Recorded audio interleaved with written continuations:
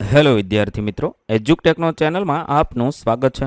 આજે આપણે શીખીશું ધોરણ 8 વિષય સંસ્કૃતની તારીખ 21/4/2026ના રોજ લેવાનારી વાર્ષિક પરીક્ષાના મોડલ પ્રશ્નપત્રનું સોલ્યુશન. વિદ્યાર્થી મિત્રો, આ પ્રશ્નપત્ર માત્ર નમૂનારૂપ છે. તેના આધારે તમે પરીક્ષાની તૈયારી કરી શકો છો. તો ચાલો શીખીએ તારીખ 21/4/2026ના મોડલ પ્રશ્નપત્રનું સોલ્યુશન. આ પ્રશ્નપત્ર 80 ગુણનું રહેશે. સમય 3 કલાકનો છે અને તારીખ 21/4/2026ના રોજ લેવાનારી સંસ્કૃત વિષયની પરીક્ષા માટે ઉપયોગી બનશે. પ્રશ્ન નંબર 1 નીચે આપેલી કાવ્યપંક્તિઓને સુવાચ્ય અક્ષરે લખો. એટલે કે અહીંયા એક કાવ્યપંક્તિ આપેલી છે, તેને આપણે ફરીવાર સારા અક્ષરે લખવાની છે.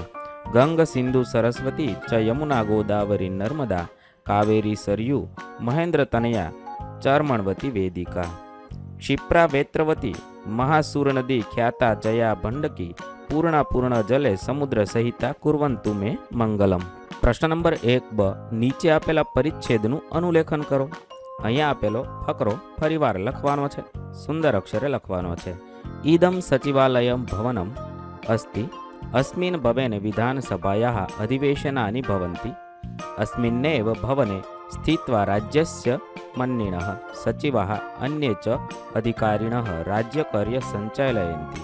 સચિવાલયઃ ગુર્જર પ્રદેશ શાસનસ્ય મુખ્ય કાર્યાલયઃ અસ્તિ. ત્યારબાદ પ્રશ્ન નંબર 2 આપેલા ફકરાના આધારે આપેલા પ્રશ્નોના જવાબ વિકલ્પોમાંથી શોધીને લખવાના છે. અહીંયા એક ફકરો આપેલો છે, તે વાંચવાનો છે, સમજવાનો છે.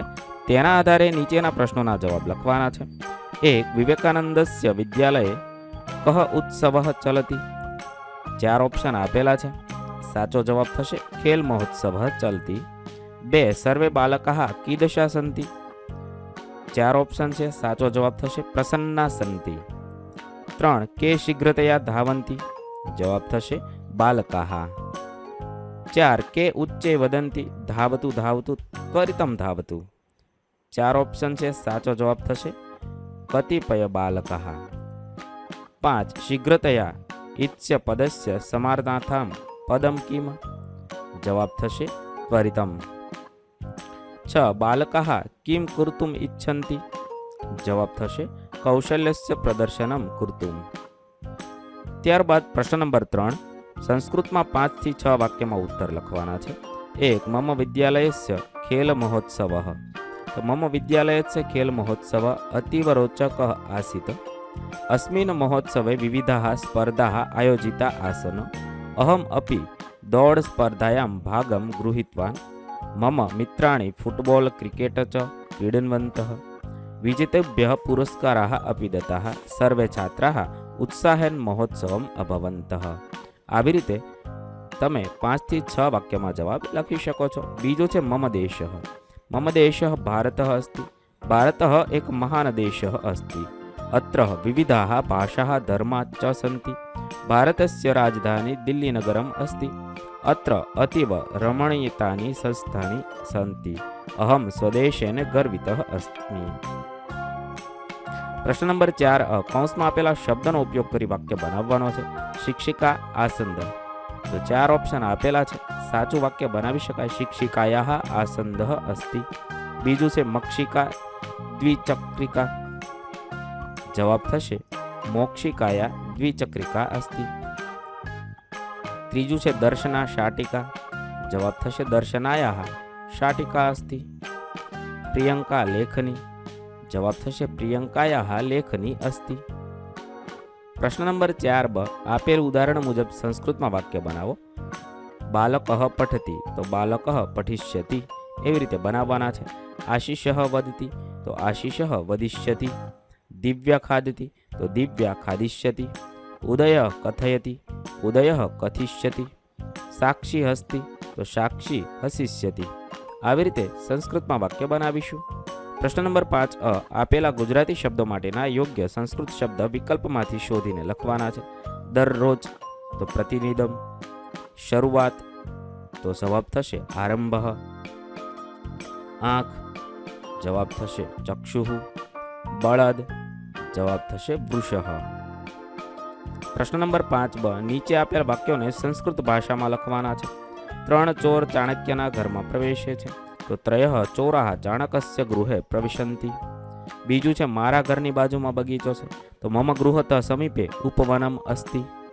ત્રીજું છે મારું ગામ સુંદર છે, તો મમ ગ્રામઃ મનોરહ હરહ અસ્તિ. પ્રશ્ન નંબર 6, ચિત્રને આધારે સંસ્કૃતમાં 4 વાક્ય બનાવવાના છે.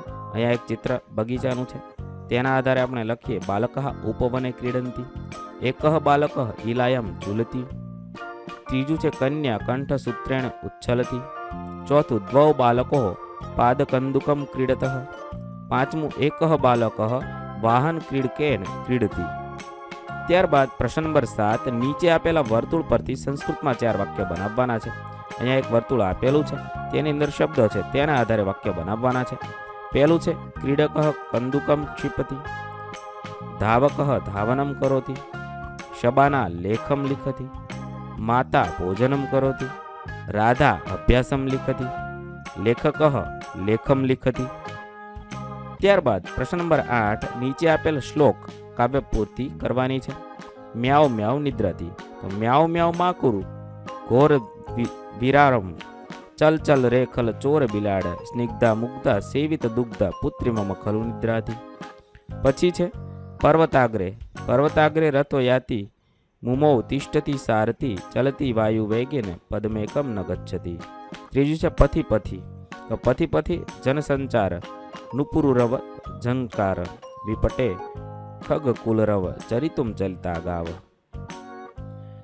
ચોથું છે પિબંતી, પિબંતી નદ્ય સ્વયમેવ નાંભમ, સ્વયં ન ખાદંતી ફલાની વૃક્ષા, નાદંતી સસ્યમ ખલુ વારિવાહા, પરોપકારય સતા વિભૂતય.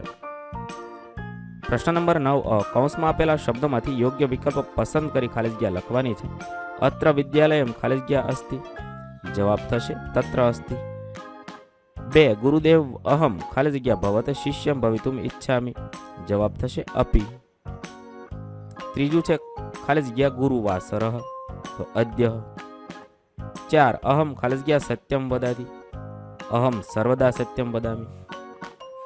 પ્રશ્ન નંબર 9, કૌંસમાં આપેલા શબ્દોમાંથી યોગ્ય વિકલ્પ પસંદ કરી ખાલી જગ્યા ગુરુ સદા વંદનીય, તુષાર પોરબંદર ગત્વા. 3, શિલ્પા વર્તમાન પત્રમ પઠિતુમ. 4, વયમ ભોજનમ કૃત્વા વિદ્યાલયમ ગચ્છામઃ. પ્રશ્ન નંબર 10, નીચેના ધાતુઓના સંબંધક ભૂતકૃદંતના રૂપ લખો.